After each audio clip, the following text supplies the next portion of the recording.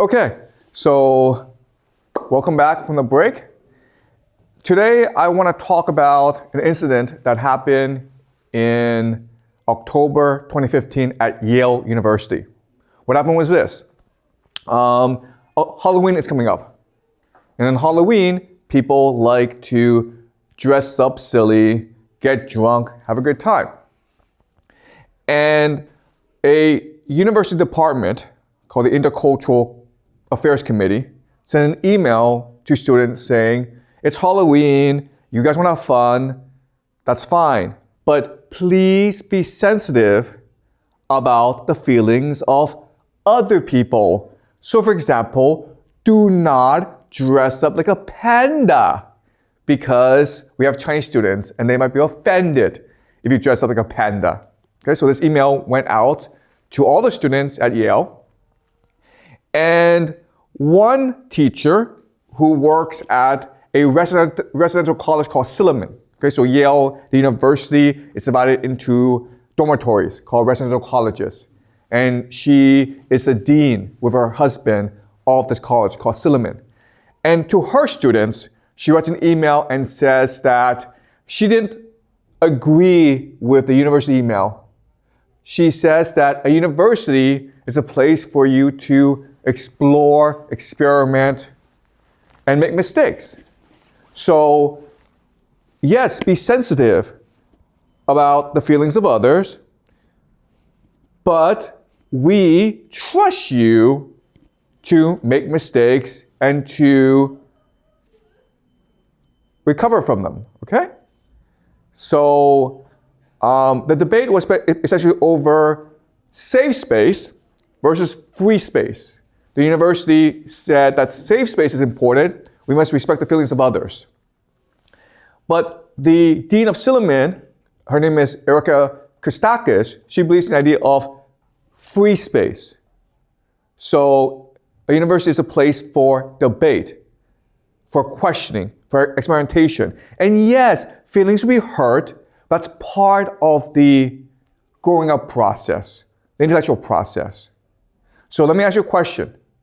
Do you guys agree with number one, who argues for safe space, or number two, Xueqin, who argues for free space? What do you think? Sorry, can you speak into the mic, please? Of why? Why do you believe number one and number two is correct? Oh, because I think that university is a place that you could explore yourself, jump out of your comfort zone and try the things that you never had experienced before. Okay, who disagrees? Who believes it's more important to respect the feelings of others? Like if the college prohibit these dressing that may be offensive to other students, it's just in the campus. If you walk out into the society, it still will have the people wants to dress maybe like a panda or something. So I think it's necessary to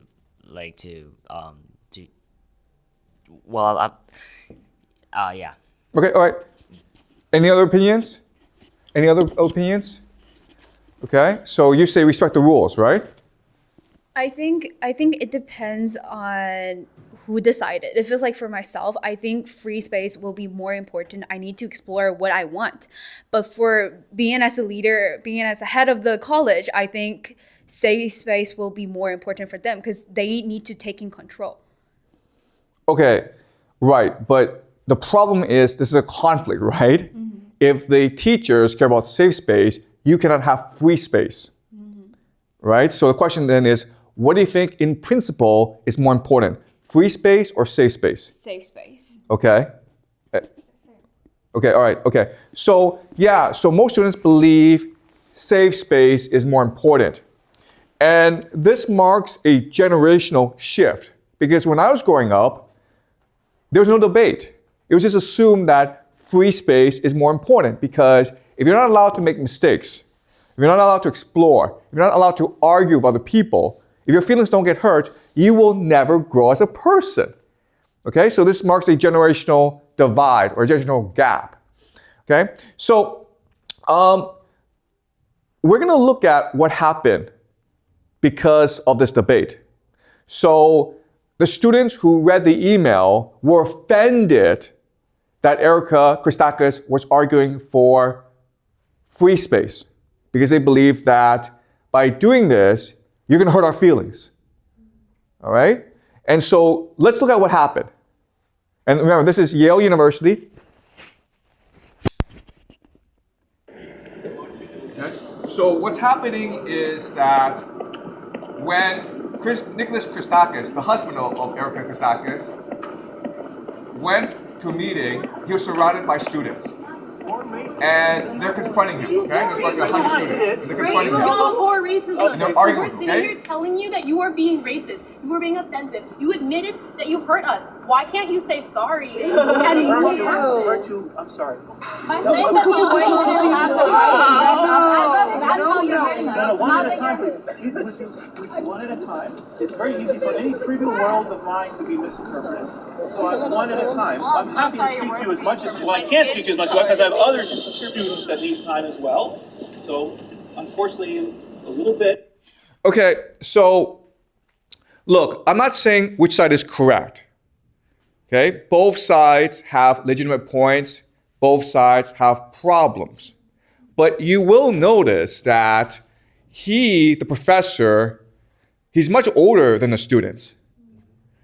And the students are treating him, you can see their faces, right? They're treating him with some contempt. And that's not appropriate. And when I was growing up, we didn't do this.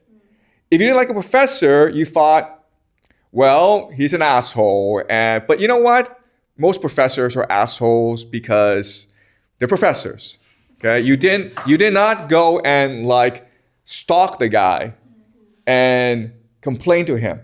That's kind of disrespectful. All right? So the question then is, why is this happening? So I want to show you another video.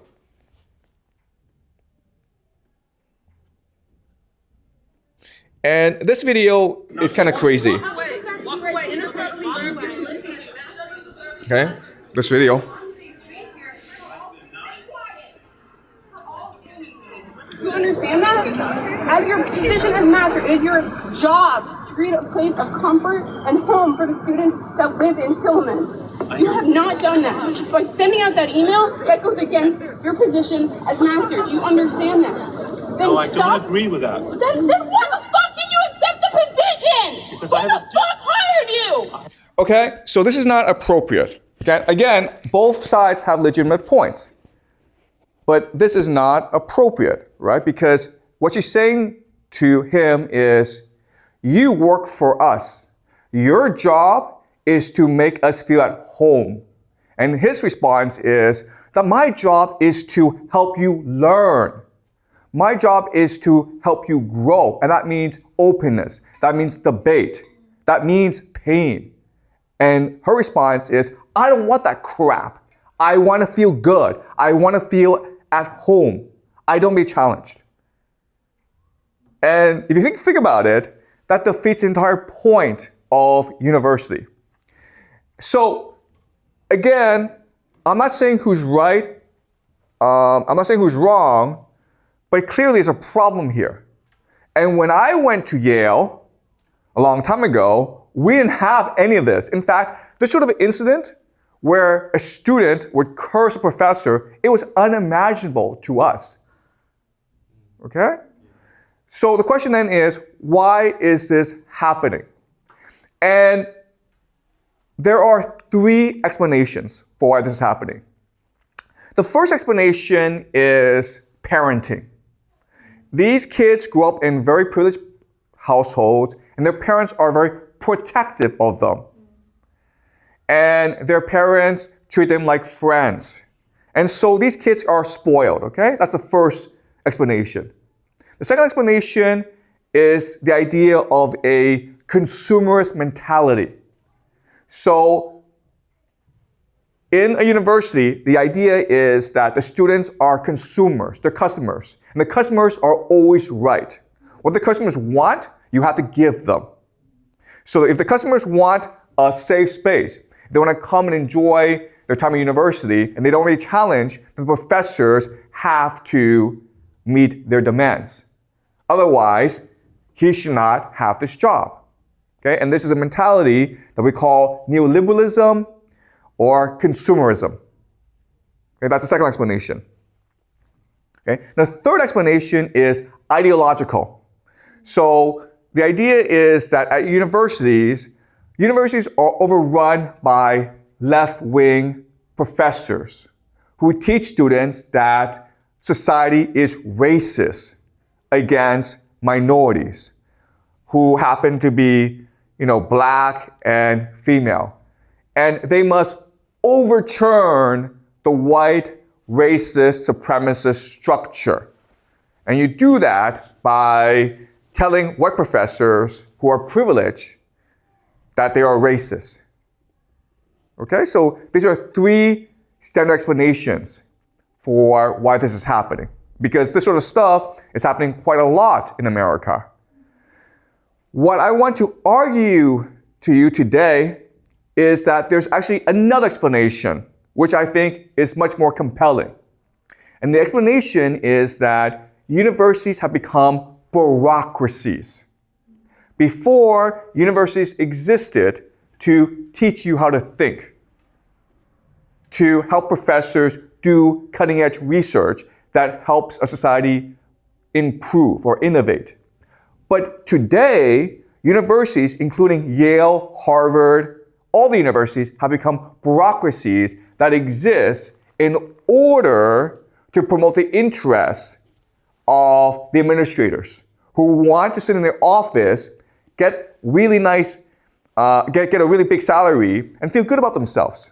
Okay? That's the argument I will make to you today. And what I will show you is that this is not just true for universities, it's true for every major organization in America and in the Western world, and arguably all around the world. Okay? That's the argument I will make to you today.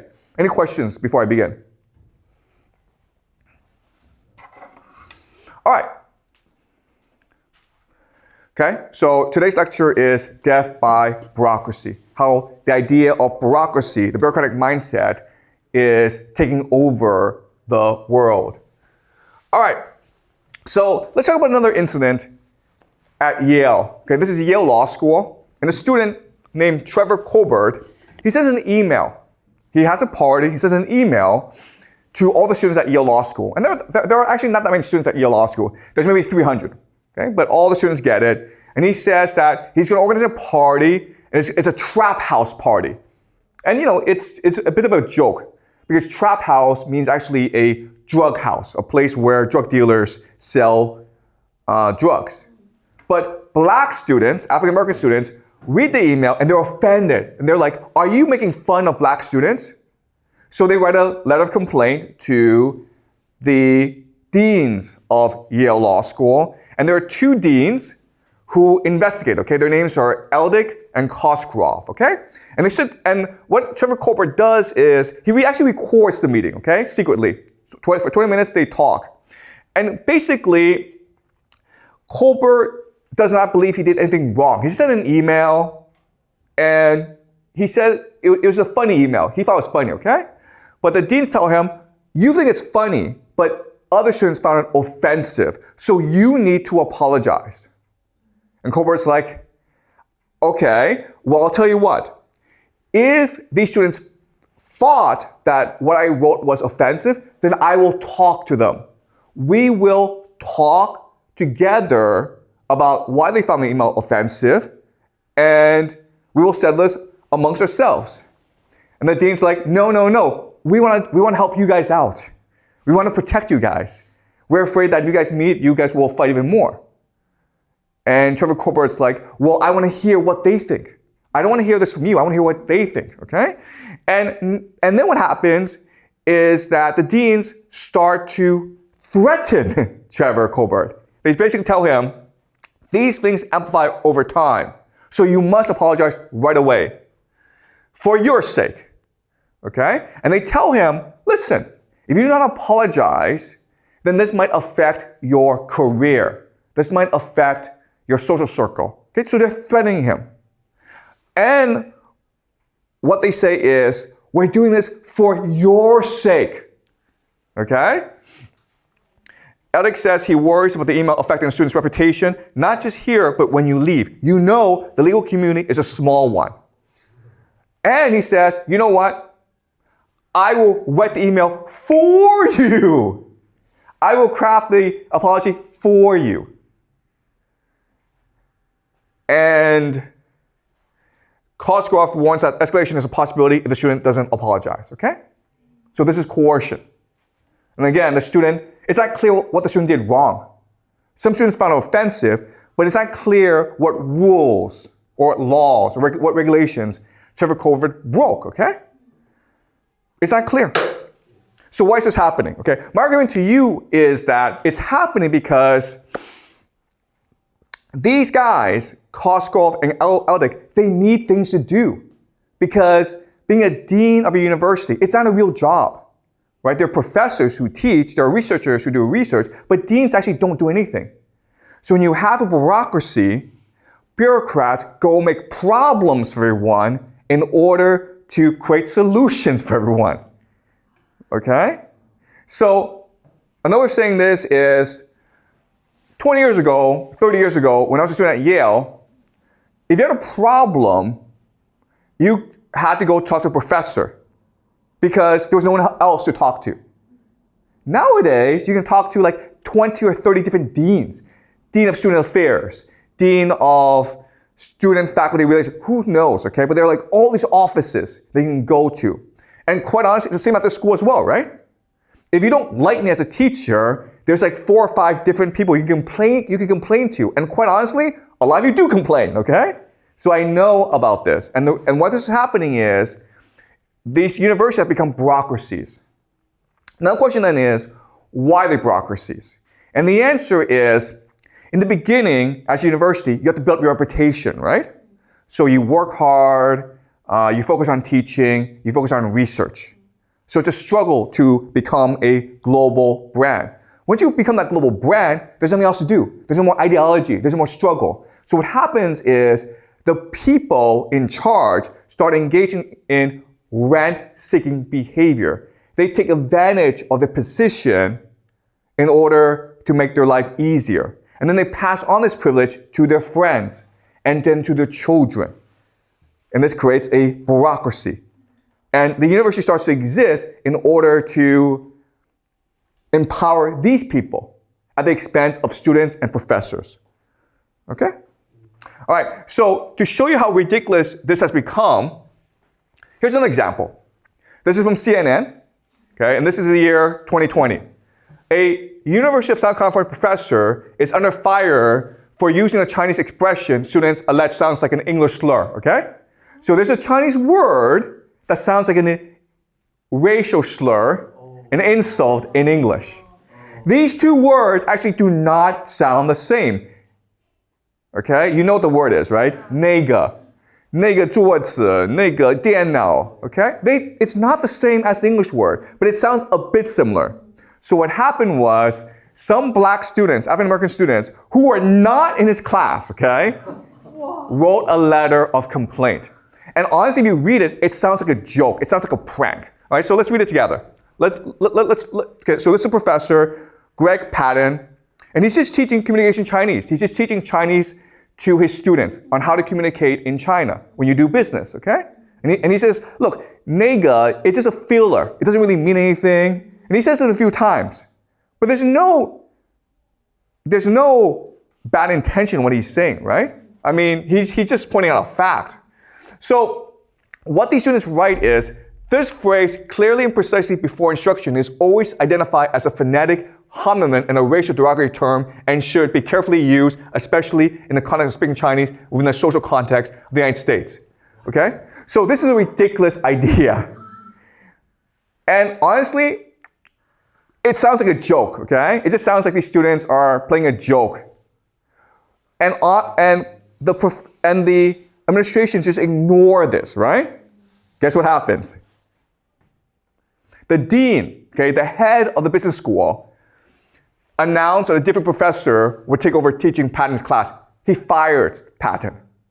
And then he said, Professor Patton repeated several times a Chinese word that sounds very similar to a vile racial slur in English. Understandably, this caused great pain and upset among students, and for that I am deeply sorry. It is simply unacceptable for faculty to use words in class that can marginalize, hurt, and harm the psychological safety of our students. We must and we will do better. Okay? He's being retarded. It's a joke, it's a prank, and he's taking it very seriously. Why? Because he's trying to protect his job. He's trying to look good. He's trying to explain why I'm the leader, because I protect everyone. Okay? So then again, why is this happening? Well, again, the idea of bureaucracy. So this is the University of California, San Diego. This is student enrollment, okay? So you can see a slight increase in student enrollment. But look at this. Senior management, deans, administrators, managers, boom, okay? Boom.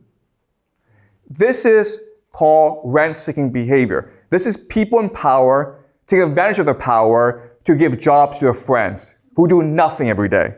And because of that, they're always looking to cause problems for everyone else, especially professors who do real work. Okay? So let's just look at universities. As you can see, the blue is teaching. So what's really interesting is that the investment in teaching has gone down. Okay? So the investment in teaching has gone down, the blue, okay? But look at this. The red is administration. So over the past, from 1980 to today, over the past 40 years, universities have put less money into both administration as well as maintenance, but have put more money into administration, into bureaucracy. Okay, this is where your money is going, guys. All right, so this is Illinois. You see a massive surge in managers, but at the same time, student enrollment is going down. It went down 3%. All right, so this is a paper written about the Swedish education system, the higher education system, okay? It's no different anywhere else. All right, so the argument is that bureaucracy is ballooning in Swedish higher education. So let's look at some interesting statistics. All right, so what's happening is that this chart tells you that teachers are teaching more and more students, okay? Teachers are teaching more and more students, but administrators are managing less and less students. And the reason why is teachers are fewer and fewer, but managers are more and more. That makes no sense. Okay? So you can see that teachers and researchers, it's pretty flat, okay? It hasn't really expanded that much. But secretaries, people who do real work, it's going down. But managers are going up. Okay? So if the university is facing problems, the first thing you should cut are the people who do no work, right? But it's the opposite. People who do no work, the managers, keep their jobs, and in fact, they pay themselves more. And the professors and the maintenance and the secretaries lose their jobs to cut costs. Okay? This is how much they're paid. As you can see, over the same time period, secretaries are getting paid less and less, teachers are getting paid less and less, but look at this. Managers are getting paid more and more. These are the different departments, okay, of a university. So as you can see, okay, the jobs, the departments that do real work, IT, HR, they're going down, but management is going up. All right, so the people who do absolutely no work, their jobs keep on going up, and they get paid more and more. And as I said, the problem with bureaucracy is not only do managers do nothing every day, but they expect others to do more work, okay? So professors, researchers, teachers, they're doing more work because the managers are giving them more paperwork to do, okay? Like evaluations and all that. So professors spend now almost 20% of their workday on paperwork given to them by managers. And this paperwork is not necessary. It's just given to them to justify the jobs of the managers, okay? This is America. We go back to America. And as you can see, this is a university called Gallaudet. And as you can see, over a 20-year period, the blue are the salaries of professors. And it's pretty stable, okay? You went from 72 to 86, not a huge increase. But look, for managers, okay? The president, it doubled from 141 to 280. It doubled. Right now, the salaries are over 3 times as much as faculty.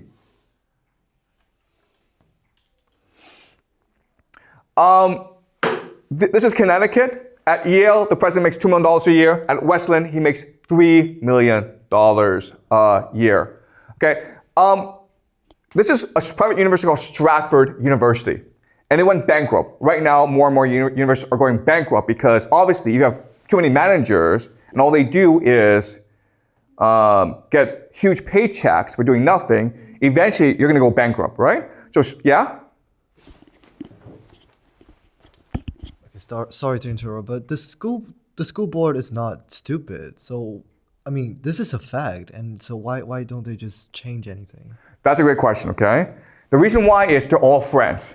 The school board, the president, the vice president, they're all friends. And that's why they can do this. Because they control all the power. They're all friends. And it's in their best interest to steal together, right? Because if you steal by yourself, then you might get caught. But if you steal together, then you're untouchable, okay? So this is exactly what happens at Stratford University. The university goes bankrupt, and because the president and the vice president are stealing from the university, stealing because they are not only collecting huge paychecks, but they're also expensing everything to the university. So for example, they buy a car or they have a gym membership, they charge the university. And if the university can't pay for it, what they do is they lend money to the university. Okay?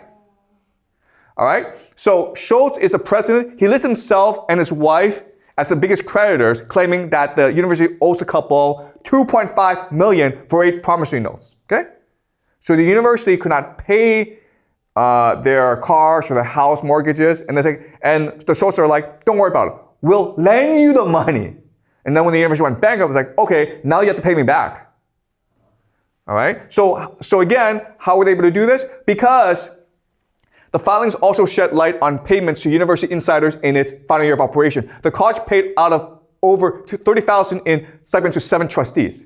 So the people at the top were getting paid off, even as the university was going bankrupt. Though the filing doesn't differentiate which expenses were Richard's and which were Mary Ann's, the filings for 2020 alone showed over $18,000 in lease and insurance payments for the Schultz cars, okay? So they had cars and they were making the university pay for these cars. Over $4.7 million in loan payments and collateral returned to Eagle Bank on behalf of the Schultz, okay? So they're also making the university pay for their houses as well. And then you're like, how could they do this? Well, the answer is because in America, the rich always wins in the court system. So whoever is able to hire the best lawyers always wins out. And they have a lot of money. The university is bankrupt. They don't have a lot of money. So they will win out. Okay? So I point this out because this is what's going to happen to many universities over the next 5-10 years in America. Because you have a system where you have the managers at the top, they are all best friends. They're all stealing from the university together. And eventually the university will bankrupt. So that's America. Okay, but it's not just the universities. It's every bureaucracy, it's every organization is happening like this. So you look at Canada. In Canada, you can see a rise of 9% in the population. But look at the government, okay? It went up by 26%. In America, you can see a sharp decline in manufacturing jobs starting in about the 1980s because these jobs are being offshored to China. But at the same time, you see this steady increase in government jobs. Okay? So people in America are doing less real work. And more people are becoming bureaucrats. Okay. So as you can see, the growth in the government is usually in management, okay? People who will work, no, it's pretty flat. But look at the managers, look at the administrators, okay? They're going way up, and it's a pretty steady increase. All right, so how do we know the government doesn't really do anything? Okay, so there's a study that shows us that it's looking at rules, okay? So rules help society be more efficient. So as you can see, the number of rules have gone down actually. The number of significant rules that actually impact you day to day have gone way down. But, this is interesting, the paperwork has gone up, okay? So this tells us the managers, the administrators in the federal government of the United States, they don't do anything but produce paperwork that's meaningless. That has actually no impact on the lives of ordinary people. Okay? Okay, let's look at the military. So everyone believes that America has the world's greatest military because it spends the most on the military and has all these high-tech weapons, right? The problem is the bureaucracy in the military right now. So you see what's happening is an increase in management because the ratio of manager, officer to soldier is going down. Okay, so you have more officers and less soldiers. That's a problem when you're fighting a war. All right, so in the Civil War, and this is the 1860s, you had one officer for every 14 soldiers. Now it's 1 to 4. Okay? The biggest problem is the increase in generals. Okay, so you can see 3- and 4-star generals have increased the most. In World War II, America had about 12 million soldiers. They had 7 generals who were 4-star. Today, America has about 1.2 million soldiers. They have 40 4-star generals. And this is a huge problem. Why? Because if you're a 4-star general, you have a lot of privileges beyond your salary. So this is from Raymond Dubas, who works in the Pentagon, and he writes about the perks of a 4-star general. A 4-star has an airplane. A 3-star often doesn't. Can a 3-star get an airplane when he needs it? Not always. Okay? So a 4-star general always has his own personal airplane. What is his personal airplane? It's called a G5. This is what a G5 is, guys. This is what a G5 is. This is his own personal plane. It's always there for him. If he doesn't want to fly, it's waiting on the tarmac for him, okay? You can see how luxurious it is. This costs $50 to $60 million per plane. Every 4-star general has this plane. At the same time, guys, what's happening to soldiers? The soldiers don't have enough to eat. There's 1.2 million veterans on food stamps. Okay, that's 8% of all veterans in America. The people who actually fight, the people who actually make sacrifices for their country, don't have enough to eat, while the generals fly around in like these really nice planes. That's the state of the American military. All right, so it's not just the military, it's every single US government department, okay? All the administrators, you see massive increase in administration.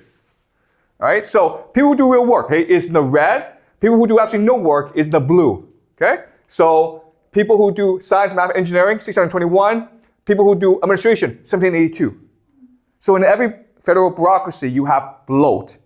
You have managers who do nothing, and you have very few people who do the actual real work. It's true for every single federal organization in America.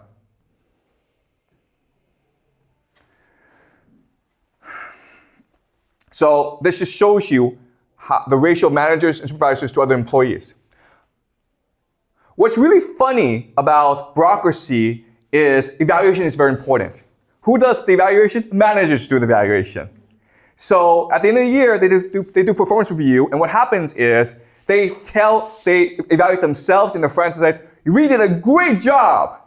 And they then look at other people who do the real work and says, "You guys can do better, okay?" So outstanding is the highest performance review for the government, right? 64% got outstanding, okay? Managers who do nothing every day. 47% got outstanding for every other job. All right? So it's a rigged game.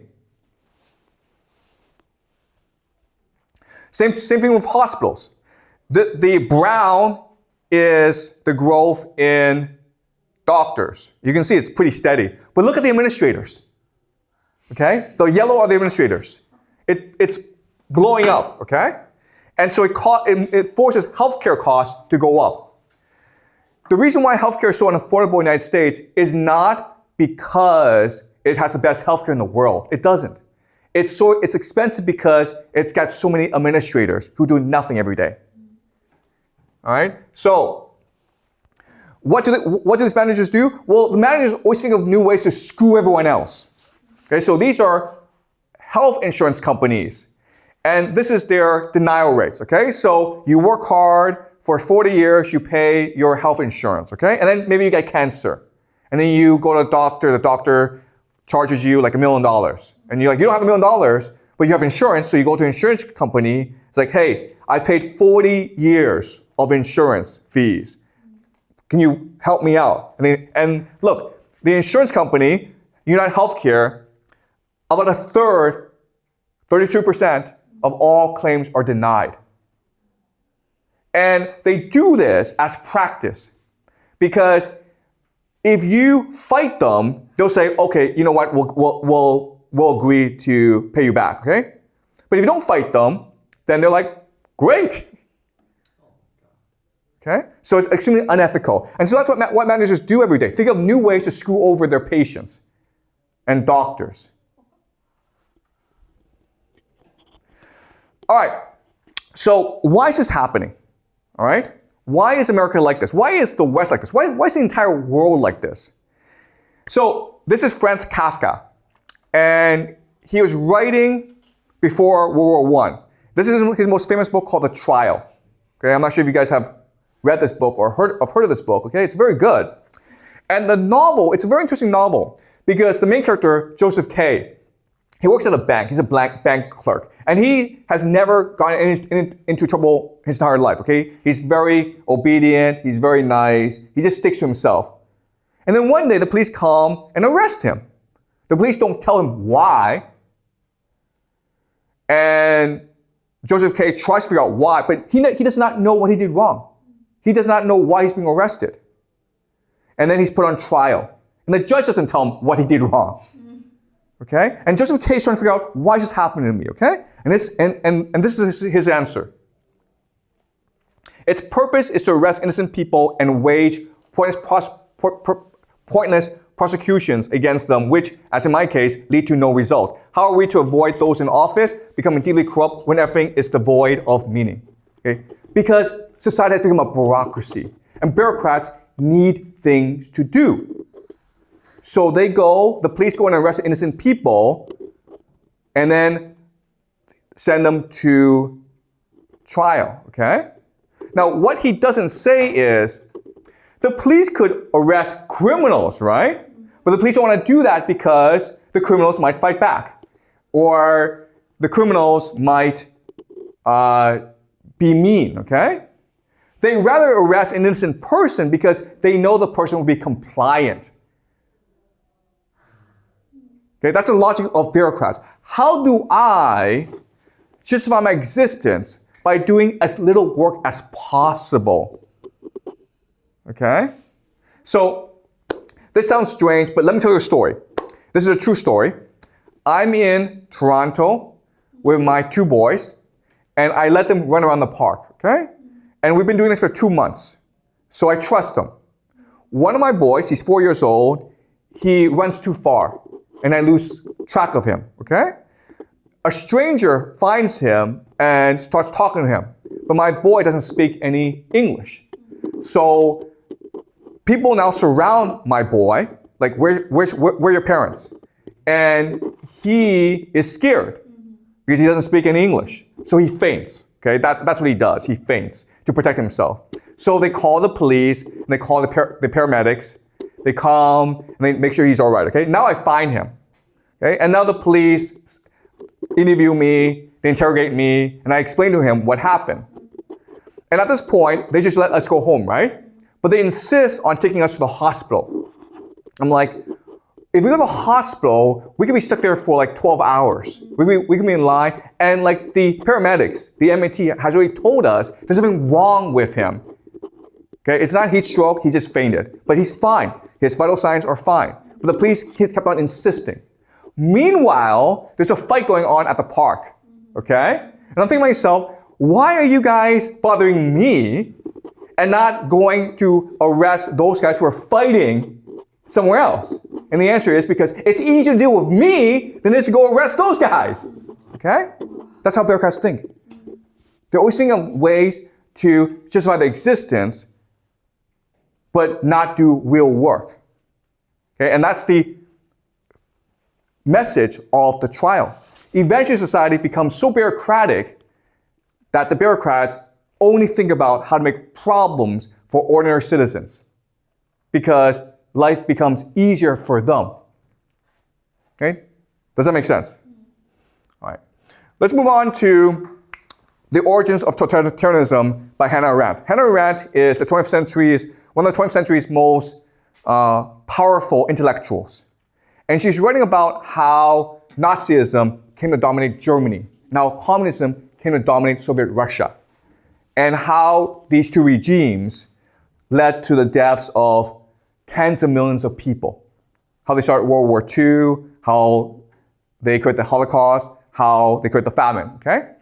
And in her book, she says that these two regimes are religious cults. They're evil cults. And they have three defining characteristics, okay? The first is that they're removed from reality. They don't care about reality. They have a religion, they have a faith, they have a mindset, and they want to impose their faith on reality, okay? They don't care about reality. They're removed from reality. That's the first thing, okay? Second thing is that when you're removed from reality, your only logic is movement, expansion, okay? You only know if you're right if you're growing, okay? So if the Nazis, their faith, their religion would lead to the destruction of Germany, but their membership was increasing, so they were right. They were winning these wars against European countries, therefore they're right, okay? They cannot use logic to explain their actions, so they use movement to justify their actions, okay? That's number two. 1 and 2 means number 3, which is the Nazis and the Soviets hated reality. They defied reality. They fought against reality. So even though the Nazis were losing the war, even though it's clear they could not defeat the Soviet Russia, they doubled down. Because in their religion, movement is what matters. Defying reality is what matters. And that's what led to the destruction of Germany. Okay? All right, so, and she explains that totalitarian regimes have these 3 characteristics. They're removed from reality, all they care about is expansionism, and they want to defy reality as their true test of faith. What she does not say in the book is that these 3 can apply to all bureaucracies, all governments, meaning that over time, all governments, all bureaucracies will tend towards totalitarianism because that's the only way they can justify their existence. Okay, does that make sense? All right, so let's talk about this concretely. Okay, what do I mean by this? So this is a book by James Scott. It's an excellent book, by the way, called Seeing Like a State. And he's trying to explain to us how bureaucracies work, how governments function. And for him, governments actually create more problems than they solve. Why? Well, he lists 4 reasons. The first is that all they care about is the administrative ordering of nature and society. So another way of saying this is a bureaucracy is a machine. It's a hierarchy. It's static. It's mechanical. But society is like a forest. It's diverse. It's an ecosystem. It's organic. For a state to exist, it must turn the forest into a machine like itself. So it destroys diversity. It destroys spontaneity. It destroys imagination, okay? All right, so let's use an example of this, all right? So my question to you is like, who are you? Can you tell us who are you? Like who are you as a person? Tell us who you are as a person. Just use 1 or 2 minutes to introduce yourself. Who are you as a person? Hi, my name is Banker, and I grew up in Beijing, and I came to Moonshot, this school, in 2024, last year, and Okay, wrong. Okay, that's not the correct answer. The correct answer is you're a teenage boy. oh, Okay, that's the correct answer. All right, you believe that you are an individual with individual aspirations, ambitions, with a past, with a history. The state doesn't care. The state needs to classify you in a way that can use you, okay? You're a teenage boy, which means like 2 years' time, you can be employed in a factory, or I can send you to war. Okay, that's all I care about. Okay, I don't care about your name, I don't care about who you are, I don't care who your parents are, I don't care about your past, I don't care what you like. All I care about is the fact that you are a teenage boy, and therefore I can exploit you for labor. Okay, that's how states think. Okay, so the bureaucratization of society. Second is the idea of high modernist ideology.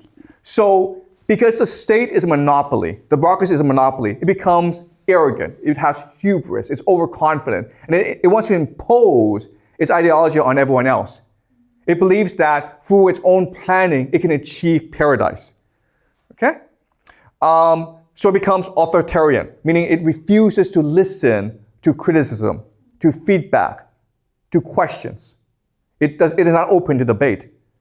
It imposes its will on people, okay? Which creates a weak civil society.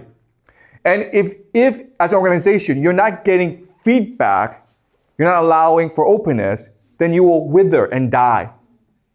Okay? And that's why states, governments will always fail in the end. Okay, so he uses 2 examples. The first example is what happened in the late 19th century Germany. So in Germany, there's lots of forests. And the state is thinking of ways, how can we best monetize the resource of the forest? Well, there's certain trees that you can cut down for lumber, right? The problem is that in a forest, most space is occupied by useless shrubs or greenery or trees. Okay? So their bright idea is, you know what? Here's a simple solution.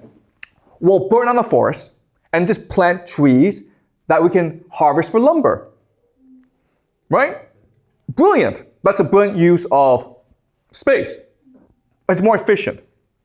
The problem, though, is that when you do that, the trees are susceptible to disease, to weather changes.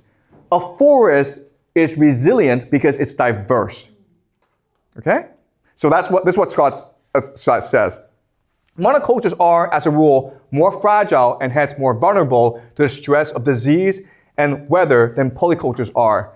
Any unmanaged forest may experience stress from storms, disease, drought, fragile soil, or severe cold. A diverse, complex forest, however, with its many species of trees, its full complement of birds, insects, and mammals, is far more resilient, far more able to withstand and recover from such injuries than pure stands. So nature has diversity because it allows for resilience. Okay? Some part of the forest can die, but the rest of the forest will recover from anything, whether it's disease or drought or weather. Okay? And we humans are the same way. If you let humans do whatever they want, we are resilient. So some communities might die off, but other communities will adapt. The problem with a state, with a government, is that it sees diversity as an enemy. Okay, so if there's a natural disaster, it's very likely that a lot more people die off than otherwise, okay? Another example is forced communism in Tanzania. Okay, so it's a top-down system. And their idea is, okay, these farmers, they have their little small farms, and they grow their crops, but that's not efficient. What if we just got all the farmers together and had coffee? And they all, had coffee or wheat or whatever. And then we can sell this to other countries. Okay? And of course, you can imagine that this will lead to starvation because it's the same principle as the forest. If there's a weather crisis or if there's a disease, then all your crops die off and then your people die off. Okay? What these planners carried in their mind's eye was certain aesthetic, what one might call a visual codification of modern rural production and community life. Okay? So the problem with bureaucrats is they have no imagination. Everything to them has to be mapped out. They like things that can be mapped out, that can be a blueprint, okay? They like to brag about these things because that's how they see the world. But real world, nature requires diversity, it requires organic, okay? All right, so he gives examples of how the state transforms society. So before, what would happen is that people would just come together and they would organize their communities according to their needs. Okay, it's a bottom-up process, but the state wants to create permanent cities where people are just in one place all the time, right? That's why you have cities. Before, what's natural is just for people to live on small farms and share stuff with other people, to trade with each other. The problem with this is the state cannot tax you. So what the state does is it brings you to cities, makes you work in a factory so it can tax you. Okay? The point of giving you a wage is so it can tax you, to exploit you. Property. Before, it was very common for people to share property together. Okay? Now, it's all owned and controlled by the state. Resources are the same thing. Before, people just used resources according to their needs. But now the state wants to centralize these resources. Okay? So it can tax and exploit people properly. Okay? So that's what a state bureaucracy does. So what are the consequences of the over-bureaucratization of society? Well, what's happening in America is that while consumer goods like cars, clothing, and cell phones are going down, what's going up are hospital services, schooling, okay, housing. Why? Because these are monopolies controlled by bureaucrats, right? So what's happening is with the over-bureaucratization of society, it's almost impossible for middle-class people, ordinary people, to have a good life now. Here's another really interesting chart. The black shows you the growth in the stock market, okay? And you think, wow, this is a good thing, okay? The problem is, first of all, only 10% of people in the United States control most of the stocks, over 90% of the stocks. The other issue is this. The other issue is, if you look at prices, yeah, it's gone up. But if you look at stocks as units of gold, if you use gold to buy stocks, guess what? The price of stocks have gone down. That's a blue, okay? If you use money to buy stocks, it goes up. But if you use gold to buy stocks, it goes down. What this is telling us, okay, very simple, is we are living in a lie. All this wealth generation, it's all a lie. It's not real. We just think it's real. We're living in a fairyland created by bureaucrats to fool us to believe that we are prosperous. Okay, does that make sense? The amount of gold that you can buy with stocks has gone down. Okay? Okay, so the blue is the gold, the black is money. The money is worthless. Okay? All right. Another problem that bureaucratization has created is people don't want to work anymore. So in America, this is called quiet quitting. In China, it's called 躺平 or 摆烂. Okay? Lying flat, let it rot. People don't want to work anymore. Why? Because it's pointless to work in a bureaucracy, right? Leaders don't care. The organization doesn't need you. You are alienated. You are told what to do and you cannot negotiate. You cannot rise within the bureaucracy. You're being asked to work too much. You feel as though you're just a machine. Okay? And so the way you rebel is lying flat, okay, or quiet quitting, okay?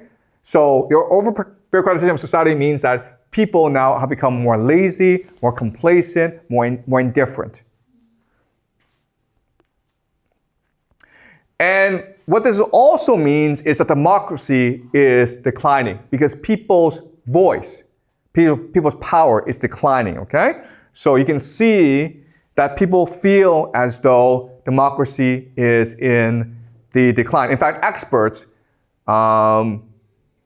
estimate that democracy, the capacity for people to participate in politics, the capacity for people to influence politics has declined rapidly these past 10 years, okay?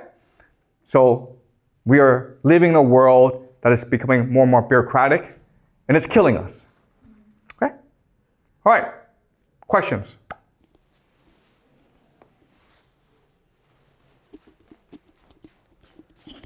So as you say, we now live in a very corrupt world.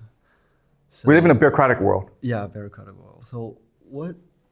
So I can't really see the future of, no matter it's the mankind or like, are there any good side of the current world? Okay. What are good things about the current world? Well, the good side is that because things have become so corrupt, people now are forced to think for themselves, right? Before, you could just trust your teacher, you could just trust your parent, you could just trust authority figures. But now you see them for the bureaucrats that they are. And so now you're forced to think for yourself. And so you're now forced to educate yourself. You're now forced to explore different opinions. So people's minds are opening. And that, I think, is a very good thing in today's world. Okay? Any more questions? So will it help if we cancel most of the managers and just like keep one or two of them? Like, Yeah, okay. So that's a really good question, okay? If this is a problem, why not just get rid of the managers? And the answer is they have all the power. Okay? They would much rather send you to war and kill you off than to lose their jobs. Okay? So going back to the example of Stratford University, their mentality is, how do I maintain my privilege? They don't care about society. All they care about is maintaining their privilege.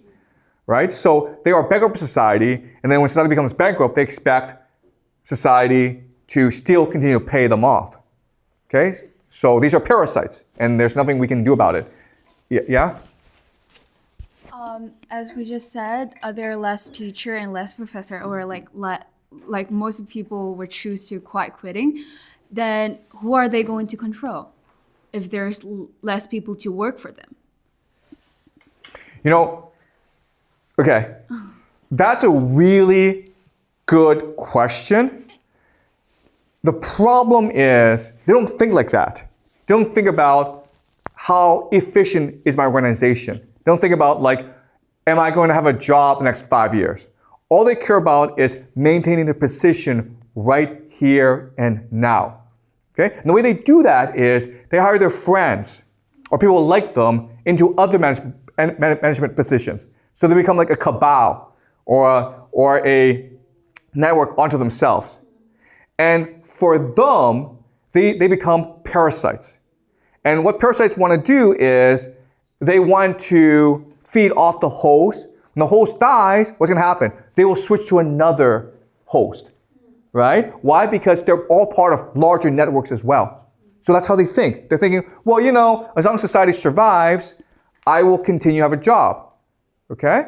So maybe this university goes bankrupt, but there's another university I can go to and exploit. And you know what? It works, okay? Because people at the top protect each other. Right? Okay, does that make sense? Yeah. They don't care about this host, they don't care about this organization. They don't care if it goes bankrupt because they can always move on to another organization to bankrupt. Okay? What matters is to maintain their patronage, their political networks. So they all help each other. Okay? Does that make sense? Okay, great. Any more questions? Is there any possible to stop or even reverse this cooperating system? Yeah, I keep on explaining this, okay? They are the ones in power. And so what has to happen is all of society has to collapse before society can regenerate, before society can rejuvenate, okay? But before society can collapse, they have a lot of tricks up their sleeves, okay? So for example, they can create civil wars where the left and the right fight each other and they're left alone. Or they can use AI to control you, right? AI is God, guys, listen to God, okay? Or they can fake an alien invasion, okay? Or they can send you to war. They can start all these pointless wars, okay? But whatever it takes in order to maintain their privilege and their power, that's their mentality. And that's how they got to where they are, okay? And that's how the elite think. Any more questions, guys? Okay, Mr. Jiang, my question is, so I'm a 12th grader. So if you are in my shoe, like if you are in a 12th grader nowadays, what would you do? Like, are you still going to pursue for a further education, a higher education, or were you going to like just drop out? Yeah, okay. That is a great question. So you guys are about to go to university, and as I told you, in this class, university is a complete ripoff, okay? All you're doing is you're paying for the nice salaries and perks of these administrators at university. You're not really paying for the professors, all right? You're paying for the administrators to have their nice lives. And so what I would do is maybe not go to university. What I would do is focus on education, on learning, by reading a lot of books, by asking a lot of questions and doing my own research, by learning real skills. Okay? So in a society like this, where the game is rigged, going to university means that you'll just lose. Okay? Maybe before, like 20, 30 years ago, it was good to go to university because you might become a manager. But now, all those slots have been taken up by the elite and the children. Okay? There's no space for you. So the only thing you can do in this context is to really start educating yourself in real knowledge. All right? Reading books, meeting lots of different people, exploring the world, okay? Like really develop real knowledge. Okay? That's the best solution. All right? Any more questions? Does it matter to the major? Does it matter to the major? No, it does not matter the major. It's all a scam. Okay. Yeah. Okay. Okay. It's all a scam. Even for liberals. It's all a scam, okay? Doesn't matter what university you go to, liberal arts, Ivy League, state, it's all a scam. Doesn't matter what your major is, economics, psychology, humanities, computer science, it's all a scam, okay? The system exists so that the managers, the administrators can continue to feed off the system, all right? Okay, guys, so we'll continue this next week, okay? All right. But thank you for the questions.